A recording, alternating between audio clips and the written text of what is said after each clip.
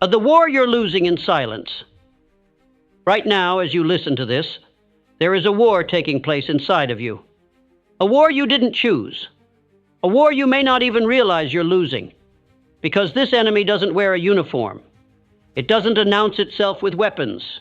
It whispers. It distracts. It delays. And by the time you notice, it's already in control. I'm talking about your mind. Not just your thoughts. Not just your emotions. Your mind. The machine that builds your habits, your future, and your identity. And here is the truth most men will never accept. You either control your mind, or it controls you. There is no middle ground, no safe place, no halfway compromise. That's why you can read every book, attend every seminar, follow every influencer, and still feel like your life is going in circles. Because if you haven't mastered the muscle of self-discipline, if you haven't installed the habit of command, then your mind isn't working for you. It's working against you, feeding you cravings, feeding you fears, feeding you distractions, and most terrifying of all, it will let you succeed just enough to keep you from realizing you're still a slave until one day you wake up with money, status, followers, but still no control. That is not freedom. That is mental prison. In this message, I will not entertain your comfort. I will not validate your excuses. I will show you how to win the only war that matters, the war to control your mind before it finishes controlling you. I wasn't born in control of my mind. In fact, for the first half of my life, I was at its mercy. And worse than that, I didn't even know it. I thought I was making my own decisions. I thought my fears were rational. I thought my habits were normal. But what I didn't understand is that my mind had been trained without my permission. Trained by school teachers who told me to sit down and obey. Trained by neighbors who feared anyone who stood out. Trained by family who believed success belonged only to the lucky. And without knowing it, I adopted their rules, their limits, their lens. I was a free man living under an invisible dictatorship, and the dictator was my own mind. It happened on a rainy afternoon in the middle of a personal storm. I was broke, embarrassed, exhausted, and I asked myself one question I had never dared to ask before. What if the reason I keep failing is because I never learned how to think, not how to read, not how to memorize, not how to repeat facts, but how to discipline my thinking like a warrior sharpens a sword? Because I realized my mind had never been challenged, only fed by fear, fed by stories, fed by everything except truth. That day, something broke inside me, and something else woke up. I no longer wanted relief. I wanted command. Most people think discipline is about waking up early or working hard, but real discipline is far more brutal and far more rewarding. Discipline means telling your mind what it can and cannot dwell on. Discipline means killing fantasy and replacing it with structure. Discipline means saying no to mental comfort when you're in the middle of a storm. I started with the basics. I monitored every thought that crossed my mind. I asked myself, is this mine, or is this a lie I inherited? I wrote down my fears and attacked them with reason. That process hurt. It felt like betrayal. But in truth, it was liberation. Because for the first time, I was the one holding the reins. Here is what most people misunderstand. You don't rise to the level of your goals. You fall to the level of your habits. And your habits are not just physical. They are mental. Your mind wants to save energy. It wants shortcuts. It wants predictability. That's why most people are stuck in loops. They don't have beliefs. Their beliefs have them. I replaced every destructive habit with a ritual of reprogramming. I meditated not to feel peace, but to command silence. I read not to gather facts, but to sharpen judgment. I journaled not to vent, but to install logic over emotion. Slowly, my mind began to obey. It no longer screamed when challenged. It no longer begged for dopamine. It no longer sabotaged my mission. It served. I remember the first time I truly felt in command of my own mind. A deal I had been working on collapsed. The old version of me would have spiraled, blame, fear, despair, but something different happened. I paused, breathed, and chose my response, not from panic, from principle. And I realized control is not freedom from emotion. Control is freedom from slavery to emotion. That day I felt powerful in a way no success had ever given me. Because I didn't just have money. I didn't just have goals. I had command. And that's when the real journey began. If your mind is not disciplined, it will discipline you. It will tell you who to be, what to fear, when to quit. And if you don't fight back, you will obey. But you were not born to obey your own weakness. You were born to install power, day by day, until your mind becomes a weapon. Because there is no halfway compromise. You either control your mind, or it controls you. And I promise you, the moment you take control, the war ends, and your life truly begins. Once the realization dawned on me that I had been living as a mental slave under the illusion of free will, I could never unsee it, but realizing it wasn't enough. A man doesn't transform his mind by awareness alone. He must walk through fire. He must burn away the parts of himself that obey weakness. That's what I did.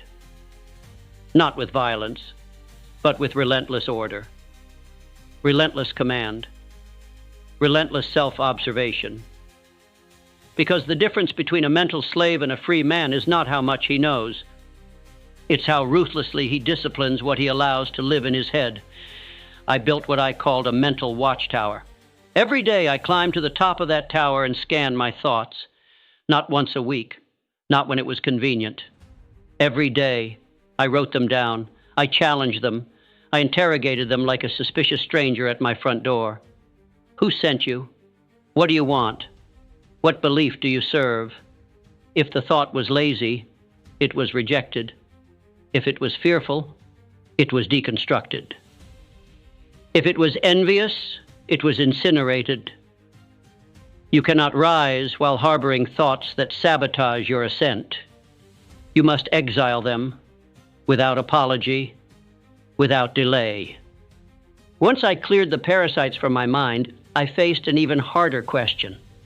What laws will I build inside myself? Because if you do not install a higher code, your mind will default to the lowest one, the one written by fear, by television, by gossip, by cultural fatigue. So I crafted my personal constitution, written not in ink, but in action. I rise before the sun. I direct my time like a general moves his troops. I speak only what builds or clarifies. I study with the hunger of a man who knows nothing. I train my body because the mind respects strength. These were not just routines, they were rights of command. Every time I obeyed them, I deepened the control. Every time I broke them, I reminded myself, discipline is a war you fight daily. No transformation happens without resistance, and oh, how violently the old self fights back. He will whisper, you've earned a break, you're being too harsh. This isn't sustainable. He will throw distractions in your path like gold coins. He will tempt you with nostalgia. He will call your discipline extremism. And if you are not prepared to suffer his cries, you will go back. But I chose differently. I chose exile. I exiled my weaker self, not with hate, but with leadership. I told him, you had your chance. You led me to mediocrity. Now I take command. And I meant it. When a man begins controlling his mind, the world changes how it treats him. People listen longer, they doubt less, they follow more, because they feel something, not charm, not charisma. They feel the density of discipline inside you, and discipline has weight, it has gravity, it draws respect, it silences noise, it repels chaos. I built my inner world like a fortress. Every morning began with solitude. Every choice passed through principle, not mood. Every task was finished, regardless of ease. I became a man whose mind no longer wandered, And because my mind no longer wandered, my life no longer drifted. That's when success accelerated, not because I worked harder, but because I wasted nothing, not energy, not time, not thought. I had become a master of internal economy. There comes a moment in the journey of mental command where peace arrives, not the peace of comfort, but the peace of knowing you are no longer at war with yourself. You don't fear your moods. You don't negotiate with procrastination. You don't panic when things fall apart. You assess, you adjust, you act, because you know the world can take many things from you, but it cannot take your command. And that is the most valuable possession a man can ever own. Not gold, not land, not followers, but a mind that kneels to nothing but principle. The shift from mental slave to inner commander is not made in a day, but it is made daily. Every time you deny a distraction, every time you finish what you started, every time you tell your mind, this is the direction, and it obeys, you gain strength. The strength that the world feels, the strength that cannot be bought. You become unshakable, not because life gets easier, but because you get harder to move. And that is when you are no longer a man at war. You are the general. And the battlefield, it obeys you. At this point, you may be asking, how do I start? How do I go from being ruled by my mind to ruling over it? It's not theory. It's not magic. It's not philosophy. It's structure, a replicable process. And if you follow it every day without excuse, you will, over time, become a man whose mind bows to his will. Here is how it's done. Every commander begins his day with clarity. He doesn't wake up and see how he feels. He directs his energy before the world gets a chance to steal it. Create a morning ritual that signals to your subconscious, I am in charge. This might include waking at a specific time, not when your emotions feel like it. Physical movement to link mind and body in obedience. Stillness or meditation, not for peace, but for presence. Writing down your intentions, not goals, but directives. This ritual is not optional. It is your daily declaration of command. Most people carry thoughts that weaken them, not because they want to, but because they've never evicted them. These thoughts often sound like, I'm not consistent. I always mess things up. I'll probably fail again. These are not your thoughts. They are mental parasites installed by trauma, culture, and repetition. You must identify them. Write them down. Challenge them with logic and truth. Replace them with empowering laws. Example, old, I'm not disciplined. New, I finish what I start, no matter how I feel. Repeat this new law until it becomes your new default. Most men fail because they try to conquer everything at once. They want to master their mind overnight. But mastery doesn't begin with grand gestures. It begins with small, deliberate victories. Discipline your mind in the micro moments. Finish the last rep. Close the tab instead of scrolling. Respond with clarity instead of emotion. Show up on time, especially when no one notices. Each act is a brick. Each brick becomes a wall. Each wall becomes a fortress. And one day, you look around and realize you no longer fight your mind. It follows your lead. Without a code, your mind will revert to comfort. And comfort is not neutral. It is weakness in disguise. Write a personal code. Not long, not poetic, just non-negotiable. Mine included, I do what I say. I move with purpose. I use pressure as fuel, not escape. I never lie to myself. Read it daily. Live it hourly. Review it weekly. If your mind knows that you serve a code higher than emotion, it will start to obey. You cannot improve what you do not observe. Set time to ask, where did I let my mind wander today? What weakness did I justify? What pattern am I still allowing? Write, track, adjust. This is not therapy. This is warfare. You are auditing your kingdom. You are identifying the leaks before they sink the ship. Without reflection, the mind drifts. With reflection, it evolves. Your mind is not your enemy, it is your amplifier. If you train it, it will multiply your power. If you neglect it, it will multiply your fear. The choice is daily, the path is available. You either control your mind, or it controls you. There is no halfway compromise. Now you know the mechanism, the system, the architecture. Most men want power. They chase it in money, in titles, in recognition, but they forget the truth. The greatest power a man can possess is control over his own mind, because when you rule your mind, you can endure any storm, you can command your actions, you can move forward even when fear screams for retreat, and that is a man who cannot be defeated. I've seen kings who couldn't sleep, millionaires who were slaves to impulse, geniuses who drowned in anxiety. They looked powerful, but they weren't. Because true power isn't seen on the outside, it's felt on the inside. It's quiet, stable, grounded. You don't need a throne to rule your life. You need a mind that obeys your highest truth, and that is earned through daily battle, through inner construction. You will know you've won this war not when life gets easier, but when your response to life gets stronger, when you no longer need motivation to take action, when your emotions don't hijack your direction, when fear visits, and you greet it like a servant, not a master. That is when you have crossed the final frontier, not as a perfect man, but as a sovereign one, a man whose kingdom is not shaken by trends, not seduced by dopamine, not broken by failure.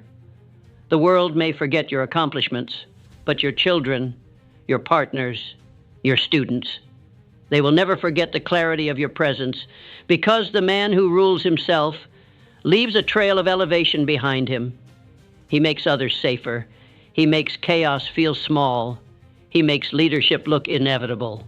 And that is what the world needs more than ever. Men who are not controlled by pleasure, by fear, by noise, but by principle. A man who rules his mind doesn't just change his life.